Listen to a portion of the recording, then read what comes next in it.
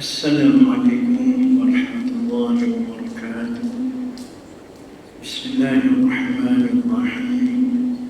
Alhamdulillahi rabbil alamin wa bihi nasta'in. Wassalatu wassalamu ala rasulil amin wa ala alihi wa sahbihi ajma'in. Rabbi shrah li sadri wa yassir li amri wahlul 'uqdatam min lisani yafqahu qawli. Subhanaka la ilma lana illa ma 'allamtana innaka antal alimul hakim wa la hawla wa la quwwata illa billahil 'aliyyil 'azim. Amma ba'd. Qala al-musannifu rahimahullah ta'ala wa nafa'ana bi 'umumihi fid darain. Amin. Ja'alana Allah wa iyyakum minal muhafizin 'ala as-salah al-muqimin laha al-khashi'in fiha ad-da'imin 'alayha wa bidzalika amara Allah ibadatul mu'minin fi kitabih wa bihi wasafahum faqala hafizu 'ala as-salawati was-salati al-wusta wa qumu lillahi qanitin. Wallahu a'lam. Yang saya kasihi Datuk Nazir dan Datuk Timbalan, yang saya kasihi barisan ahli jawatankuasa yang mentadbir masjid, yang saya kasihi kepada barisan pegawai-pegawai masjid, istimewa kepada imam dan pimpinan yang bertugas, seterusnya kepada tuan-tuan dan puan sidang hadirin bagi Allah sekalian.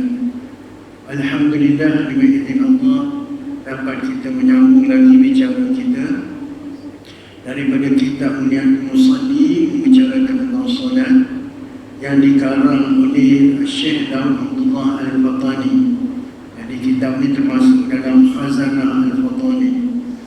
Maka kata pengarang kitab diterjemahkan ke bahasa Melayu, maka menjadikan kami Allah Subhanahu wa taala dan akan kamu daripada orang yang memelihara akan atas sembahyang yang 5 waktu, dan orang yang muqim bagi sembahyang, yakni mendirikan dan memeliharakan dia, lagi orang yang khusyuk padanya, yakni tetap hatinya dan anggotanya di dalam sembahyang, lagi yang mengekalkan atas sembahyang, yakni tiap-tiap sudah sembahyang mencinta ia, hendak mengerjakan sembahyang yang keduanya. Demikianlah selama-lamanya. Maka dengan demikian itulah menyembah Allah Subhanahu wa taala akan segala hamba-Nya yang mukmin di dalam kitabnya, dan dengan dia memberikan sifat mereka itu, maka firman-Nya, peliharalah oleh kamu hai orang yang mukmin atas sembahyang yang 5 waktu, dan memeliharakan sembahyang wusta, dan berdiri kamu bagi Allah Subhanahu wa taala, mengerjakan kamu akan taat kepada Allah Subhanahu wa taala. Baik, kata musannif tadi ataupun pengarang kitab Syekh Daud Al-Fatani, Syekh berkata, maka menjadikan kami. Siapa kami itu? Yakni dia lah sebagai pengarang kitab, termasuk kepada orang-orang ataupun guru-guru yang menyampaikan, yang membaca kitab ini, menyampaikan ilmunya kepada orang lain. Yang ini mudah-mudahan menjadikan kami, kata Syekh, dan kali itu dinamakan jumlah da'ayah. Jadi dengan disebut mudah-mudahan dijadikan kami, itu menunjukkan sebagai ayat doa, memohon kepada Allah SWT. Mudah-mudahan dengan membaca kitab ini dan dengan menekuni mendengar kitab ini, Allah akan berikan kita apa itu kebaikan-kebaikan dalam sisi Allah SWT. Dan sebagaimana disebut, kami di sini menunjukkan kepada musannif, pengarang kitab itu Syekh. Dan katanya pula, maka menjadikan kami Allah SWT itu sebenarnya ialah menjadikan kami oleh Allah Taala akan khusyuk. Khusyuk, kata ada ulama menyatakan khusyuk dalam sembahyang itu wajib. Wajib, dia merupakan satu rukun daripada rukun sembahyang. iaitu rukun yang batin, rukun yang di dalam.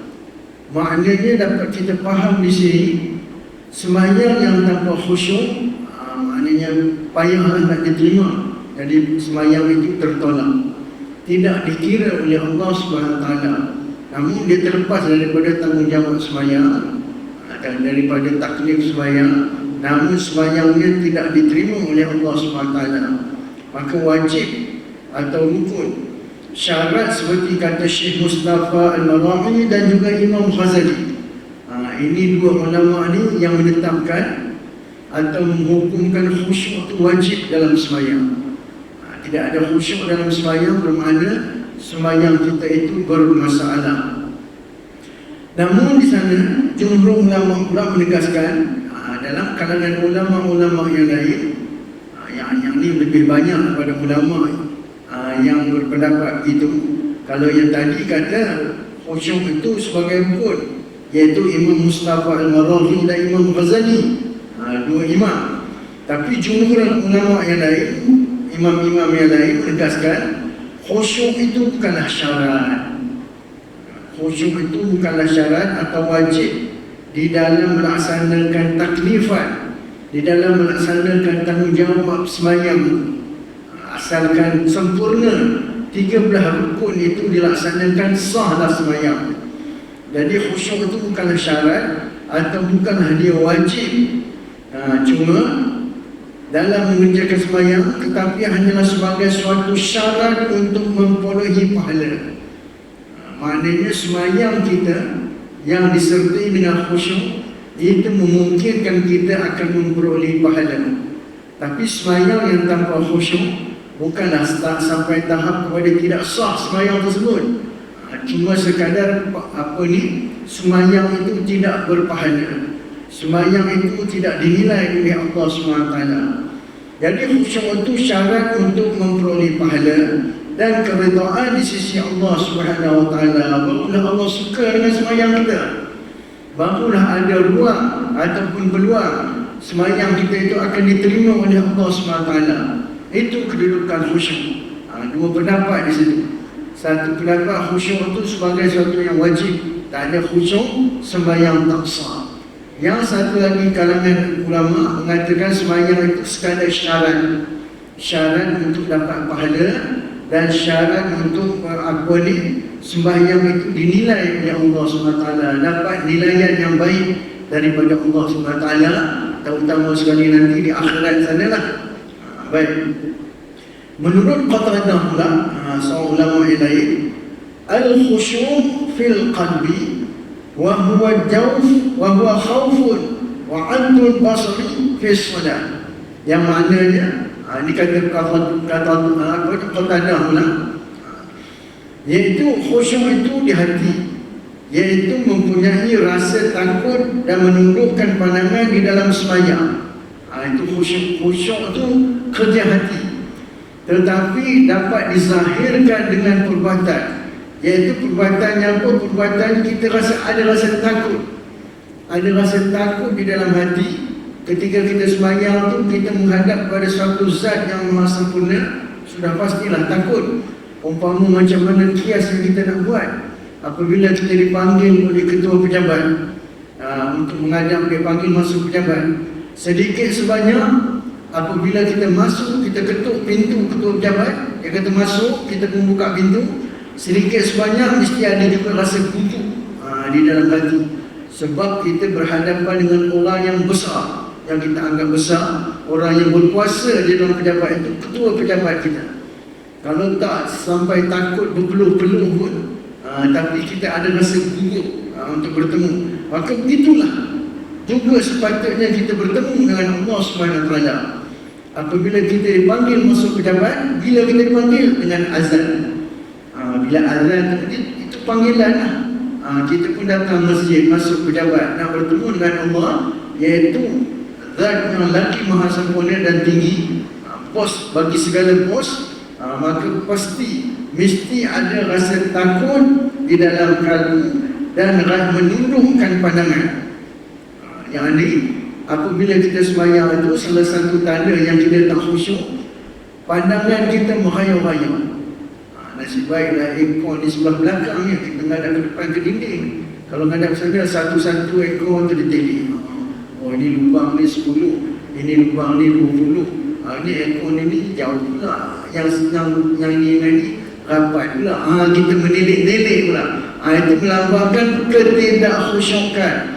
Ataupun menghadap kiblat, kita memerhati kebetulan ada pula cicak lari. Jadi cicak 2 ekor tu bergaduh pula. Kita perhati cicak tu bergaduh. Cicak ni kata hati kita. Itu menunjukkan tidak ada khusyuk dalam hati dan tidak ada lambang takutnya kita kepada Allah Subhanahu Wa Taala. Yang bermakna khusyuk itu di hati iaitu mempunyai rasa takut dan menundukkan pandangan dalam sembahyang. Kemudian diambil pula pendapat daripada almarhum Said Qutb di Mesir, salah seorang pada pimpinan Ikhwanul Muslimin. Said Qutb ni dia ada satu kitab yang sangat terkenal, iaitu kitab tafsirnya Fi Zilalil Quran. Dia pula menyatakan orang yang khusyuk itu hati mereka merasa takut dikala berdiri di dalam sembahyang di hadapan kekuasaan Allah dan dia berkeadaan tetap anggota dan khusyuk tunduk. Maka khusyuk itu mempengaruhi seluruh anggotanya, sama jugalah lebih kurang. Walaupun dia ada pandangan dia pula, tapi pandangan dia lebih kurang macam qadadah jugalah. Iaitu kesimpulannya khusyuk itu di dalam hati, lambang kepada kekhusyukan itu tidak ada rasa takut, rasa cuak, rasa gentar, rasa adalah sikit rasa berdebar di hati itu bagaimana nilai sembahyang kita, dan kemudian tindakan kita itu, tumpuan pandangan kita itu tertumpu khusyuk ke tempat sujud, ataupun ada juga membenarkan ke depan, sama ada ke depan ataupun tempat sujud. Tapi tidaklah mata kita itu merayap-rayap. Kerana khusyuk ni, kenapa pentingnya khusyuk ni? Kerana khusyuk ni mempengaruhi semua anggota dan juga air muka kita. Jadi segala pergerakan dan jiwa mereka diselubungi kebesaran Allah Ta'ala. Itu kesimpulannya. Jadi boleh kita dapat nilailah untuk diri kita sendiri. Adakah selama hari ini kita sembahyang penuh dengan khusyuk, ataupun separuh khusyuk, ataupun tak ada khusyuk? Kita nilailah, tepuk dada, tanya iman. Maka tiadalah terlintas di hati mereka itu sekalipun kebimbangan, dan tiadalah mereka terganggu oleh urusan lain melainkan mengingati Allah Subhanahu Wa Taala. Yang disebut sebagai tumpuan hati itu maknanya tidak terganggu dengan perbuatan-perbuatan dia sehari-hari. Sebelum datang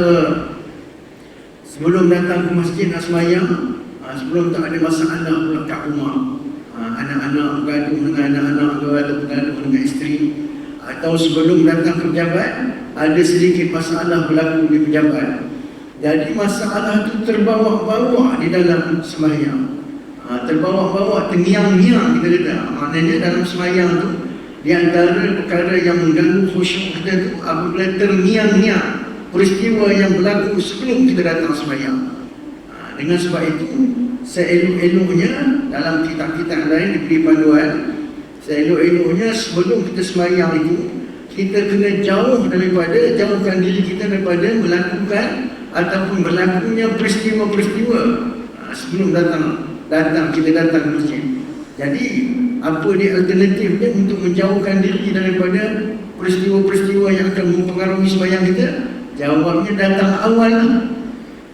Datang awal setengah jam. Kalau tadi setengah jam sebelum kita datang masjid berlaku peristiwa, lalu setengah jam kita duduk masjid tu, peristiwa tu lagi akan lupa. Tapi kalau peristiwa tu masih panas lagi, itu yang teringat-ingat dalam sembahyang. Maka dengan sebab itulah dalam syariat juga dianjurkan supaya kita datang awal untuk sembahyang, setengah jam atau 45 minit, ataupun setidak-tidaknya 20 minit, 15 minit. Janganlah azan baru kita nak masuk ke bilik air di pejabat kita, ataupun masuk bilik air di rumah baru nak ambil wuduk. Nak ambil wuduk, datang ke masjid, orang pun dah nak habis sembahyang sunat. Kita baru nak sembahyang sunat, sebenarnya kita sudah ganggu. Kerana bila dia dah nak qamat dah, tapi terpaksa tangguh lagi kerana kita baru nak sembahyang sunat. Sebenarnya itu satu gangguan. Kalau kita rasa kita dah datang lambat, masuk tak payah sembahyang sunat tadi. Sebab yang penyebabnya kita sendiri. Kenapa kita datang lambat?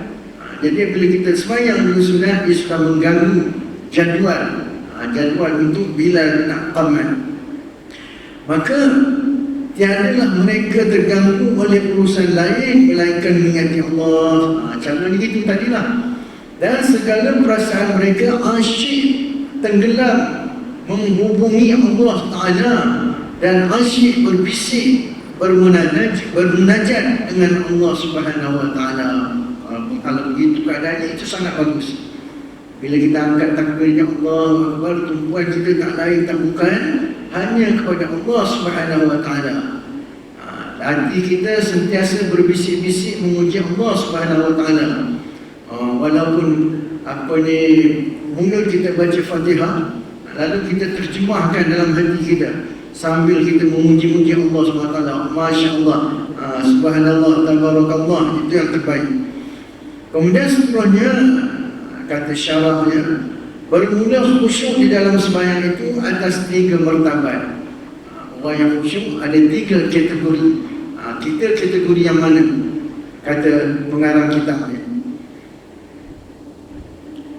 iaitu yang pertamanya khusyuk kerana takut dan menghina akan dirinya, iaitu bagi ibadat serta zihad. Itu martabat orang yang diistilahkan sebagai ibad, iaitu orang yang benar-benar memperhambakan diri, dan orang yang zihad, iaitu orang yang benar-benar melupakan hal ehwal dunia. Dia datang, sebagaimana saya kata tadi, datang awal, dia duduk berzikir banyak-banyak dulu, bagi kebesaran Allah, bagi kesempurnaan Allah tu masuk dalam jiwa dia. Itu tujuannya zikir tu. Zikir dulu, dan sembahyang sunat lagi, zikir atau baca Quran. Jadi dia sudah warm up roh dia, hati dia sudah dipanaskan dengan nama-nama Allah, zikir. Maka barulah ketika itu bila dia angkat takbir dengan perasaan yang takut dia kepada Allah setelah dia zikir nama Allah, dan dengan rasa cukup dia membesarkan Allah, dan dia merasa diri dia cukup hina di hadapan Allah Subhanahu Wa Ta'ala. Itu namanya martabat ibad ataupun martabat zihad. Adapun yang kedua, khusyuk kerana memulia dan membesarkan, iaitu bagi al-muridin serta as-salikin. Itu martabat yang kedua. Dikatakan orang yang muridin, orang yang mengharapkan kepada Allah SWT, ataupun orang yang diistilahkan juga salikin, iaitu orang yang sentiasa nak mencari keredaan Allah, nak mendekatkan diri kepada Allah, sentiasa mengekalkan dalam beribadat kepada Allah SWT. Ini peringkat kedua ni, mungkinlah boleh kita katakan orang yang datang lebih kurang dalam 20 minit ke 15 minit ke sampai ke masjid. InsyaAllah dia duduk, dia baca Quran, dia zikir selama 15 minit tu, dapatlah dia segala apa yang diharapkan dalam sisi Allah SWT. Menjadilah dia orang yang disebut sebagai muridin atau salikin. Seperti orang, istilahnya pun murid. Seperti budak yang datang sekolah, kita datang sekolah nak mengharapkan dapat ilmu. Maka orang budak yang datang sekolah, datang lambat, kena tangkap di ketua murid, kena denda. Itu tak nama murid lah. Pada istilahnya tak nama murid. Dia datang sekadar nak memenuhi dia itu sebagai seorang pelajar. Kalau seorang murid yang betul-betul nak mencari ilmu, dia akan bersiap secara seorang murid. Baik, kemudian yang ketiganya khusyuk kerana suka dan gembira, kerana berhadap kepada Allah Ta'ala, iaitu bagi muwasilin fi arifin. Jadi baik sikitlah daripada orang yang datang lambat. Dengar azan dia, dia dah ready lah, dia dah ready dari rumah, dah berwuduk, dah siap dah, azan dia datang masjid. Itu orang yang arifin, dia tahu itu tanggungjawab dia. Dia tahu bahawa itu ditaklifkan kepada dia supaya sembahyang. Mau tak mau, dia akan datang juga ke masjid untuk menunaikan sembahyang. Ataupun kalau dia malas ke masjid, dia akan buat di rumah. Tapi itu tidak dianjurkan lah, kerana kita ini dianjurkan supaya berjemaah. Setengah perkara Yang menolong bagi mendapatkan khusyuk ialah zahid daripada dunia, dan ini ubat yang terlebih besar bagi khusyuk, kerana dunia itu perangkap iblis, maka ia akan sentiasa mendatangi dengan perangkapnya, iaitu ketiga-tiga martabat tadi. Kesimpulannya, untuk mendapatkan khusyuk itu pertama-tama sekali langkahnya kita kena zahid, kena zuhud. Apa maksud zuhud tu? Zuhud tu bukan kita tinggal dunia, tapi zuhud tu maknanya kita kosongkan diri kita daripada sebarang peristiwa-peristiwa dunia atau sebarang daki-daki dunia ini melekat dalam diri kita, supaya kita bebaskan diri kita daripada keinginan-keinginan dunia, supaya kita redha dengan apa yang kita dah ada cukup. Jangan kita bercita-cita dah ada kereta Pro 2, nak kereta Proton. Itu yang terbayang-bayang lah semayang tu, macam mana nak cari duit nak beli kereta Proton. Dah dapat kereta Proton, dia nak kereta apa pula, yang atas lagi, dia nak kereta Toyota. Terfikir-fikir dia macam mana nak dapat Toyota, sedangkan dia dah ada Proton. Itu antara contoh lah. Teringat-ingat dunia, ataupun banyak sangat melibatkan diri dengan hal-hal dunia, bermain muzik umpamanya.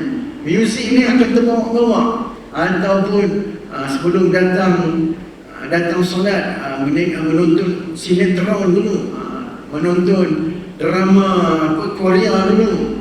Jadi cerita drama tu akan terbawa-bawa dalam sembahyang. Itu namanya dunia. Tak boleh, kita tak akan boleh tinggalkan. Kenapa saya berani sebut? Sebab saya pun mengalami inilah. Bila kita dah tengok tu, dalam sembahyang kita akan terfikir, kenapa lah hero tadi buat macam ni. Orang jahat tadi mudah-mudahan cepat-cepat dan polis tangkap.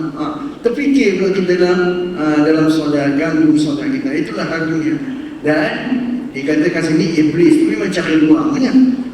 Cari ruangnya apa juga sumber yang boleh dia dapat untuk mengganggu khusyuk kita, dia akan ganggu.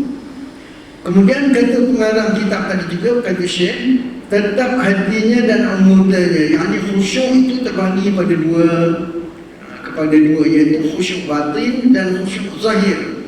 Disyarahkan daripada khusyuk tadi di dalam kitab Rahsia Khusyuk oleh Abdullah Al-Qari. Dia ulama hebat juga, Nusantara kita ni banyak buku-bukunya.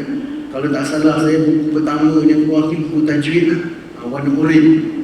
Dan di situlah saya mula belajar tajwid dulu, daripada buku oranye karangan Syekh Abdullah Al-Qari, tak salah orang Kelantan juga, bin Haji Saleh. Ada menuliskan bahawa di dalam kitab Takmilat Najmiyah menyatakan khusyuk batin mengandungi khusyuk jiwa, iaitu tenang dari segala kebimbangan hati, dan khusyuk hati iaitu dengan selalu berzikir dengan hadir hati. Maknanya simpan-simpan itu juga lah yang saya sebut tadi. Yang ini kata Syekh, kata Ustaz Abdullah Qari ni, khusyuk itu ada dua, khusyuk batin dan khusyuk zahir. Khusyuk batin dan khusyuk zahir itu iaitu kita membuangkan segala kebimbangan kita dalam hal dunia. Tadilah contoh, teringat-ingat cerita drama, teringat-ingat itu, teringat-ingat ini.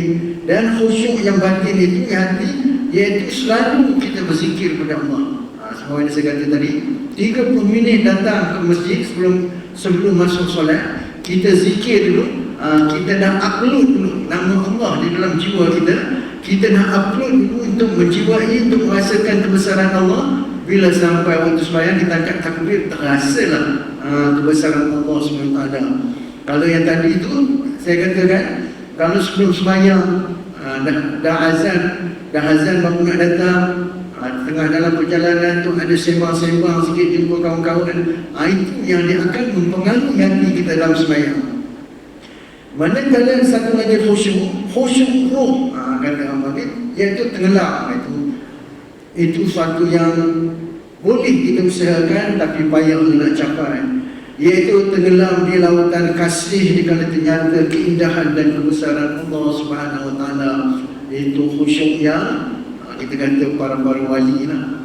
Mustahil kita dapat, boleh kalau kita sentiasa berusaha. Umpama kata Ramadan nak datang, di sebulan Ramadan kita usaha sungguh-sungguh setengah jam 45 minit sebelum sembahyang fardu kita datang zikir dulu, sehingga sebulan kita amalkan situ, insya-Allah masuk selepas hari raya kita akan jadi orang yang dapat khusyuk, akan jadi tak mustahil. Di samping itu kita mohon pertolongan kepada Allah lah. Adapun khusyuk zahir mengandungi khusyuk kepala, iaitu yang menundukkan, itu sebagai simbolik tadi. Tunduk itu menelak ke surga, itu sebagai simbolik kita khusyuk. Walaupun tak dapat khusyuk, buatlah tunduk supaya terhindar daripada merayau-rayau hati kita. Dengan tidak menoleh ke kiri kanan dan khusyuk tangan, iaitu meletakkan tangan tetap di atas tangan kanan atau tangan kiri, tidak bergaru-garu. Kadang garu-garu itu, gantaran itu dia mengganggu ke iblis itu. Kejap-kejap pipi masih gantar, kejap-kejap pipi kiri pula masih gantar, kejap-kejap kepala pula masih gantar, kejap-kejap belakang pula masih gantar. Sebenarnya tak ada gantar.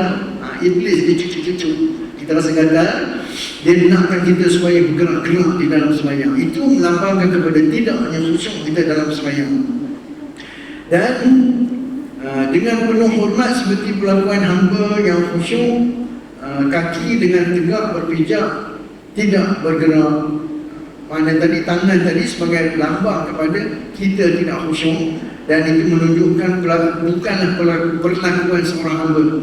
Kalau hamba, kalau tentera di depan ketua dia, baik tuan, ya tuan, adakah dia nak ganggu-ganggu hidung, adakah dia nak ganggu-ganggu tengkuk, tak, jangan jadi tegak, ya, angkat, kalau nak angkat tabik, gitu. Kita punya kita punya misalan di timbangan. Dan juga katanya mencintai, yang ini seorang yang suka kasih pada sembahyang, yang bermunajat akan Allah, sehingga membangun kepada sukar untuk berpisah dengan sembahyang. Itu hasil daripada khusyuk. Kalau sembahyang kita benar-benar dapat menghasilkan khusyuk, maka jadilah kita ni orang yang mana kita dapat tanda lah, orang yang rindu nak sembahyang. Selesai kita sembahyang subuh, rindu nak sembahyang duha. Selesai kita sembahyang duha, rindu kita nak sembahyang zuhur. Tak sempat-sempat masa nak tunggu zuhur. Kadang-kadang kita tengok tok-tok kita dulu, yang dah hebat lah tu, baru pukul 9 dah nak masuk zuhur ke, dia bertanya-tanya, maknanya tak sabar dia nak ke zuhur. Itulah, hati akan sentiasa teringat dan kasih untuk mengerjakan sembahyang yang berikut dengan sebaik-baik yang dapat dilakukan. Rindu dia. Sembahyang itu dah menjadi objek yang dia rindu. Sembahyang itu dah menjadi satu benda yang telah ada dalam minda dia, dah jadi kekasih dia. Sembahyang itu kerana yang nak dihadapinya itu adalah zat yang maha sempurna. Tapi nak dapat ke tahap itu, itulah kena praktis lah. Nak dapat ke tahap badan kita berketul-ketul pun, kena makan masa angkat berat, kena makan masa dengan makan pil dia, kena makan masa strategi dia, susunan cara angkat berat itu bukan main pegangkannya. Begitulah juga dalam ibadat. Susunannya itu maksudnya kena dengan ilmu, dan juga kena dengan bimbingan, dan kena dengan selalu kita buat zahir dan batinnya, insya-Allah tak mustahil boleh dapat sampai peringkat itu. Akhirnya hidup akan sentiasa terbimbing oleh sembahyang. Apabila orang dah melekat sembahyang di dalam hatinya, insya-Allah hidup dia akan terbimbing. Maksudnya apa? Hidup dia tidak akan menderhakai Allah SWT. Dengan maksud firman Allah, dirikanlah sembahyang, kerana sembahyang itu akan mencegah kamu dari keji, perbuatan keji dan munkar. Itu maksud itu. Maka inilah maksud yang didaki oleh sembahyang boleh disebut di sini. Inilah maksud yang disebut dalam Al-Quran, firman Allah, yang sembahyang itu boleh mencegah dari fahsyak dan munkar. Itu tujuan objek, itu tujuan tertinggi kepada sembahyang, tujuan tertinggi kepada puasa, la'allakum tattaqun, supaya kamu menjadi orang bertakwa. Jadi puncak kepada sembahyang, bila kita dapat menunaikan sembahyang dengan penuh hak yang sebenar, maka kita akan terhindar dari fahsyak dan munkar, dari menderhaki Allah SWT. Tidak menderhaka Allah itu bukan sekadar kita yang tak menderhaka, tapi Allah pelihara kita dari melakukan. Maka dengan demikian itulah yang ini kata pengarang kita, dengan keadaan itulah seorang yang akan mulia dan dengan menjadi sembahyang itu akan memuliakan seseorang itu, mulia di mata manusia, apatah lagi mulia di mata Allah, dan mulia juga mulia di sisi Allah, dan mulia juga di kalangan para malaikat. Para malaikat tabib spring dengan orang yang jaga sembahyang itu. Maka firman Allah sebagai nak menyokong, supaya nak memberikan galakan supaya kita apa tu, hafizu ala salawat hafizu ala salawat wa salatil wusta wa qumu lillahi qanitin. Maka peliharalah, yakni kerjakanlah sembahyang itu pada waktu serta sempurnakan segala syarat dan rukunnya dan sunatnya, agar benar-benar dapat merasakan bagaimana hubungan diri si hamba kita ni lah dengan Allah sebagai Khalik. Kita ni makhluk, Allah Khalik. Maka berdirinya di sini maksudnya mengerjakan dan melakukan perintah mendirikan sembahyang itu dengan sesempurna-sempurna yang terbaik lah, dengan sesempurna yang boleh. Tapi nak mendapatkan ke tahap sempurna itu kena latihan yang kuat. Tak boleh sesekali, tak boleh ikut mood, tak boleh ketika sukanya, atau tak boleh ketika ada masa, tak boleh. Jadi sembahyang itu kena disebutkan sebagai itqan, kena serius, itqan, sungguh-sungguh kita melakukannya. Maka insya-Allah dari step by step dan selangkah ke selangkah, tak mustahil kita akan sampai ke puncaknya yang disebutkan tadi. Sembahyang itu sudah menjadi cita-cita kita, sembahyang itu sudah menjadi kerinduan kita, sembahyang itu sudah menjadi benda yang sudah bertapak kuat di hati dan fikiran kita. Ada ke orang macam tu zaman ni? Ada, insya-Allah ada. Tapi tak terzahir lah, kita tak boleh nak baca, tapi ada. Hatinya terpaut dengan sembahyang, hatinya terpaut dengan masjid.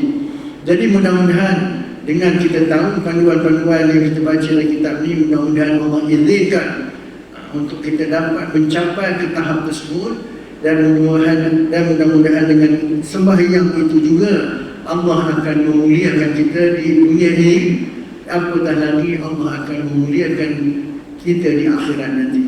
Wallahu a'lam. Sekadar itu pertemuan kita kali ini yang nak saya kongsikan. Mudah-mudahan ini yang terakhirlah sebelum puasa, dan insya-Allah yang ada rezeki panjang umur selepas daripada Syawal Islam kita sambung lagi ini perbincangan kita tentang nak memperbaiki sembahyang kita sebagaimana yang dinukilkan oleh Syekh Daud Abdullah Al-Fatani ini, yang menjadi panduan yang sangat berguna dan panduan yang sangat baik untuk kita. Wallahu a'lam. Aqulu qawli hadza astaghfirullahal azim li wa lakum wa lisa'iril muslimina wal muslimat fastaghfiruh. Assalamualaikum warahmatullahi wabarakatuh. Bismillahirrahmanirrahim. Alhamdulillahi rabbil alamin wa bihi nasta'in. Wassalatu wassalamu ala rasulil amin wa ala alihi wa sahbihi ajma'in. Allahumma nawwir qulubana bi nuri hidayatika kama nawwartal arda bi nuri syamsika abadan abada bi rahmatika ya arhamar rahimin. Rabbi zidna ilma warzuqna fahma ولا حول ولا قوة إلا بالله العلي العظيم. وصلى الله على سيدنا محمد وعلى آله وصحبه وسلم والحمد لله رب العالمين.